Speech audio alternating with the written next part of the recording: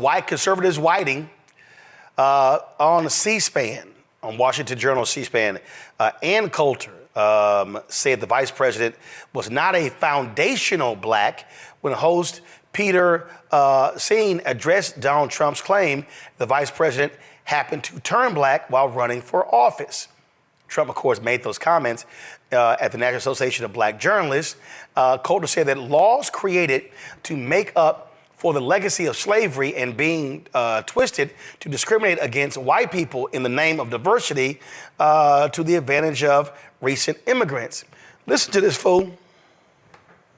In a recent Substack column, Ann Coulter, you wrote that probably inadvertently and for all the wrong reasons, Donald Trump made an important point when he said of the Democrats' most recent presidential nominee, she was always of Indian heritage and she was only promoting Indian heritage. I didn't know she was black until a number of years ago when she happened to turn black, and now she wants to be known as black. Why do you say that was an important point?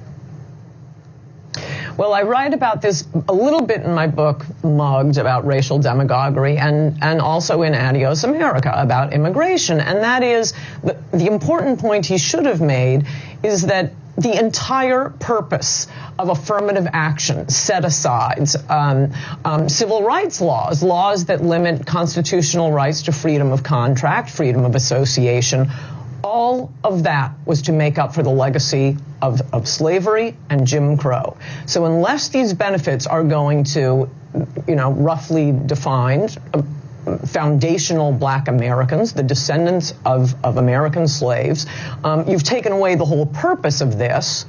And that is exactly what's happened once we got this huge load of immigrants. Now, a Thai who arrived on Wednesday will get an advantage applying to college, applying to corporations over a heterosexual white male in particular. That's the biggest hate group. But any white American. And all of the civil rights laws have been, and affirmative action and so on, have been twisted into just anti-white hatred and open, egregious discrimination.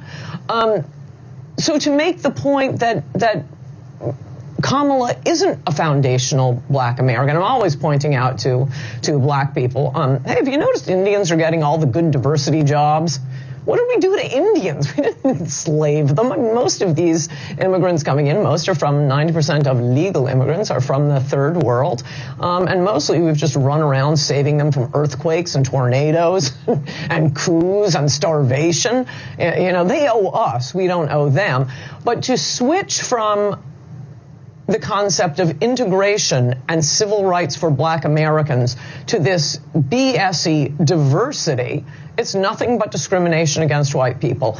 And that point should be made not just to, as I think Trump is always thinking, oh, he's going to win the black vote. He's not going to win the black vote. You ought to do things because they're the right thing to do, not because this is an appeal to black people, like releasing criminals. He thinks he's going to get the black vote by being soft on crime.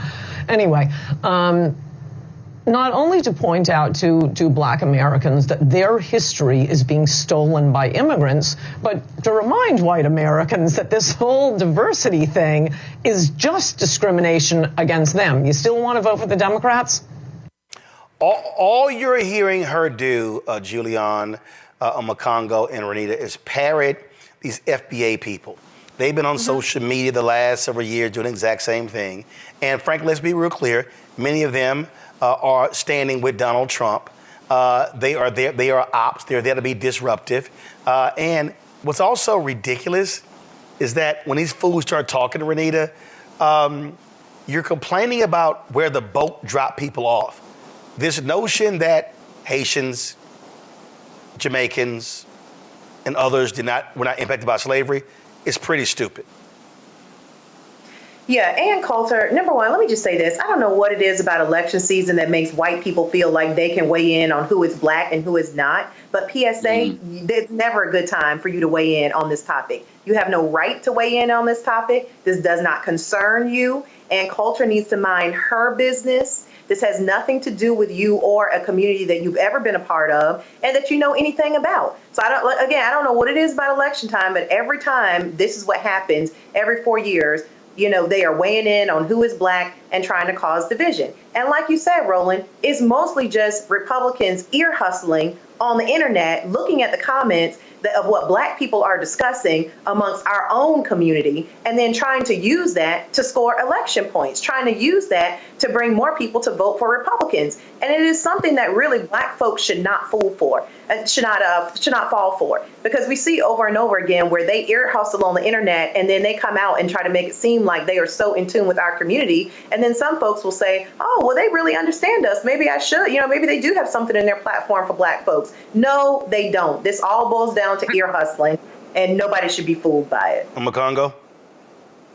Look, at the end of the day, they feel like they can tell us who we are, but don't want to have a conversation about everything that they've done to change or expand whiteness in order to keep some form of majority. Remembering the fact that Irish people were not white when they got here, Italian people were not white when they got here. Even at certain points, they made people from certain Asian countries white. So they always try to make this race thing fluid, as I talk about in my book, Lies About Black People, to try to keep their numbers growing. And then they want to continue to try to dilute our population by throwing out terms like BIPOC and all of these things. And similar to what Renita was saying, they feel at election time they can tell us who we are. But the fact of the matter is, Black is international. We're not talking about African American. That's a birthplace. Black is an international thing that people need to fully understand. And this goes to our last segment of dividing Black men and women. They cannot divide us as Black people. And the more we stand up and the more we coalesce around Kamala Harris, who has been Black all her life, as we have defined in our community, the fact of the matter is we will continue to push back. And Ann Coulter, just listen to her. She starts talking about Thai people and then goes to quote unquote straight white men being taken their jobs. So what, all Thai people are gay now? Like, they have no concept of what they're talking about. So all they have is insults, and all they have is terms to disparage people of diverse backgrounds because they hate it and they don't know the history, which is why she can't talk about the fact that affirmative action benefited white women more than anybody else. They're ignorant, they're foolish, and they're dangerous, and we need to continue to call them out because we have the facts and history on our side. And another reason why I don't listen to any of them FBA people, Julian. Well, Ann Coulter is a certified public nut. My history with her goes back to my old CNN days. And she not only is she conservative, but she's also irrational. She's extraordinarily irrational. And this argument she makes about what is a foundational Black person as opposed to an unfoundational Black person? Has she ever taken a history class that discussed the Middle Passage, the transatlantic slave trade? Kamala's dad, Don Harris, who's an economist, he's Jamaican. But the same ship that stopped basically in Virginia probably eased on down the road, to Jamaica. So she doesn't know what she's talking about. But it is, as Makongo just said, it's a divide and conquer tactic that some Black people are going to play into. There's this group of people called ADOS, American Descendants of Slaves. And they about as crazy as Ann Coulter. They believe that the only people who deserve reparations are the ones who can prove their enslaved lineage.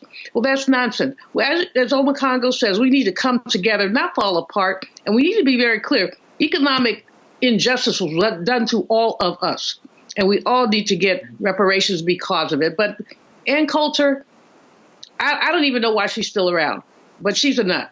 She's a nut, and she's an anti-Black nut at that. Yep, that's absolutely the case. All right, y'all. When you talk about Blackness and what happens in Black culture, we're about covering these things that matter to us, speaking to our issues and concerns. This is a genuine people-powered movement. There's a lot of stuff that we're not getting. You get it, and you spread the word. We wish to plead our own cause. Too long have others spoken for us. We cannot tell our own story if we can't pay for it. This is about covering us. Invest in Black-owned media. Your dollars matter. We don't have to keep asking them to cover our stuff. So please support us in what we do, folks. We want to hit 2,000 people, $50 this month, raise $100,000. We're behind 100,000, so we want to hit that. Y'all money makes this possible. Checks and money orders go to P.O. Box 57196, Washington, D.C. 20037-0196. The Cash App is $RM Unfiltered. PayPal is R Martin Unfiltered. Venmo is RM Unfiltered. Zelle is Roland at RolandSMartin.com.